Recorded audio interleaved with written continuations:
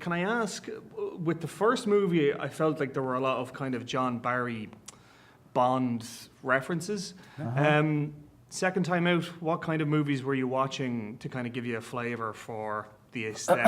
Well, I mean, it's the same universe, and one thing that I think is a little bit different about our superhero world is that it's more spy movie inflected than most, and that I think it has to do with when I was a kid. I liked superheroes, but they were never done very well.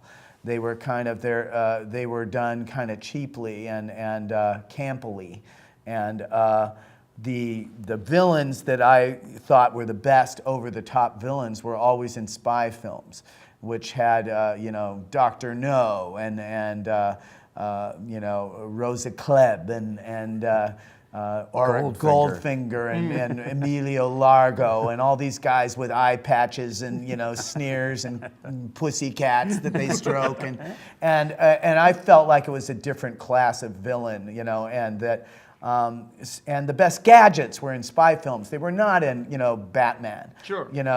So I used to have arguments. My parents were cool enough to let me see Bond movies, which were considered too adult for my age group. And I remember having an argument with Terry Beck, who was a classmate of mine, about who would win in a fight, between Batman and James Bond. And I was like, Sean Connery would mop the floor with Adam West. I'm sorry, Well, Adam West has got the height. He's got the but Connery's got the punch. Yeah. He looks like he could do all right in a brawl. And he was a bodybuilder as well. Yeah. May I ask about your casting choices? Because I was listening to an interview with Holly Hunter, and she was saying that she doesn't do voice acting at all.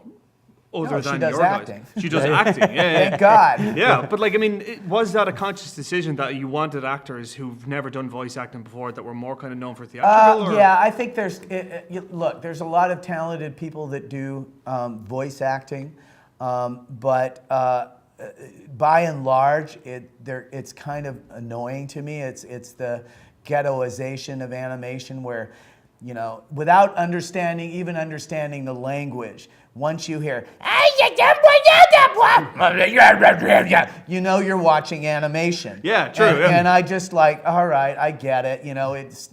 There's good versions of that. I mean, Bugs Bunny is that.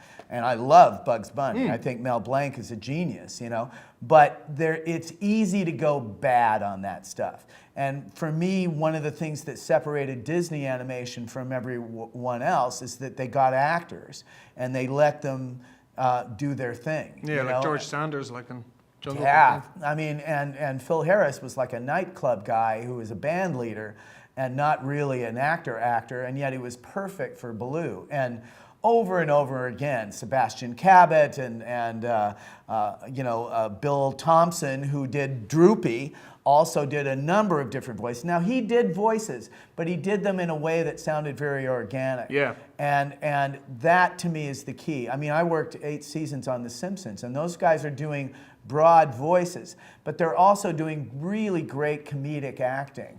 And they all could be serious actors and have been serious actors where they don't do a voice. Yeah. And so, for me, 9 out of 10 times, and there are exceptions, I want people to just be natural in their voices. Yeah. Like I remember Harry Connick came in to work on Iron Giant. In the very first recording session, I showed him pictures of the character, and he said, I said he's kind of a beatnik. So he started going, "Hey, man," and I said, after about 5 minutes, I said, "How would you say it? Just you, as Harry Connick." And he'd go, "Well, da da da." And he had that New Orleans sound. Yeah. And I went, "What's wrong with that? That's as cool as it. You can't not be cool. Yeah. Just him existing is cool. Yeah. So just be cool." And it gave a very unique flavor to the character because the movie took place in Maine, and here's a guy whose accent says he's not from Maine. Way out of, which was good. Yeah. And Pixar's been successful enough now that we can often get people. Exactly. It's like even on the first film there was a little bit more. Hey, here's who we are. Here's what we're doing. Have you heard of us? Are you? And so people were a little bit more. Yeah, but these days it's it's They'll pretty, they'll pretty take the call yeah, straight they'll away. take the call. Yeah. Was there actually anybody that you wanted for this one or the first one that you wanted that you couldn't get, or who turned you down?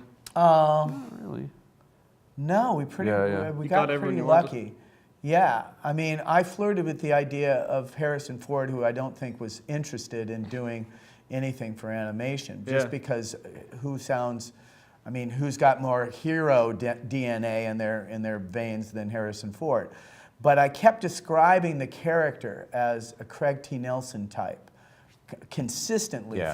from when we first talked about the character when Tony Fucilli, years and years and years before Pixar. Yeah. When I was just coming up with the idea, I kept saying, he's kind of like Craig T. Nelson. And of course, it's one of those things that's so Obvious. obvious that you finally just go, why aren't we going to Craig T. Nelson? Yeah. We You had know? him in our little inspiration reel from Poltergeist. Right. We had cuts of different things and trying to get the movie off the ground. And Because he was in- looks like a guy who's yeah. been an athlete, but he also looks like he's hanging out next door. Exactly, a bit You know? doughy kind of. Yeah, and he has also, his voice can go into very deep and authoritative, but it can also sound like, hey man, I just burned the toast, And he's really funny. He's funny, and he Really started funny. out as a comedy writer. Yeah. So he wrote for the Smothers Brothers show and all kinds of And stuff. Coach was great as well. Yeah. No, he's a hell of an actor and gifted at comedy. Yeah. Okay, final question. I know I was told not to ask this, but I'm going to try to get it the most roundabout way I can, right? Okay, we're ready. No. We come across that ground pretty Is fast. it going to take another 14 years to get Incredibles 3? It might be 15. 15? Could be 12. Our Right. big data research says between 14 and 15 we will years double is the our- sweet spot, right? Right. We will double our gross if we go 30 years, apparently. Right. Yeah.